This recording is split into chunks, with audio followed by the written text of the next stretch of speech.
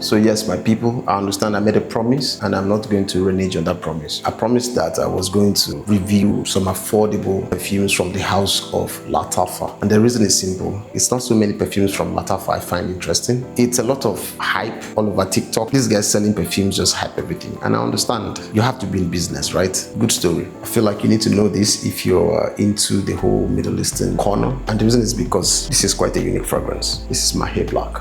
I feel like this has a reasonable atomizer.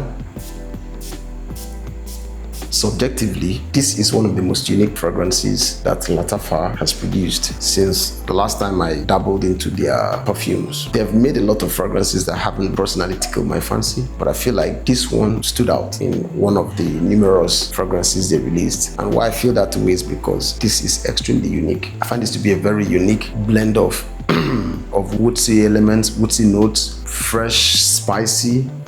Yeah, the first day I had a sniff of this juice, I just knew I was sold. And I was flummoxed. Coming from Lattafa, these guys have been funny in a very long time. Lately, they've been paying more attention to branding and all that drama with their packaging. This is not conventional. It's not your regular Lattafa kind of smell. Mahir Black Edition by Lattafa Perfumes is Oriental spicy fragrance for women and men, launched in 2019. Top notes are black pepper, pink pepper, and saffron. Middle notes are arcade oil, labdanum, gojan balsam, and rhubarb. Base notes are leather, cedar, guaiac wood, patchouli, moss, and musk. This is a comment by Space Kitten. This is basically La Incranio. Only a confident man will pull this off, and I don't think someone who is just beginning their fragrance journey will appreciate and understand this masterpiece. This is earthy, dark, mysterious, woody scent of a rugged man who is not scared to get his hands dirty. Love. Another comment from Fulton Taylor. Not nearly as unapproachable as some say. If you like dark and mysterious fragrance, you will enjoy this. Opening has some funky woods in it. Dry down is spectacular. Smells like a Catholic church in a Christmas tree on fire. When I first applied, it had a weird burning ham note that seems to have smoothed out over a week's time. Definitely recommend blind buying if you are into dark scents that aren't super mass appealing, or even if you don't have something like this in your collection. Worst case scenario, the bottle is super cool and I display in my living room. This is woody and smoky. It goes in the line of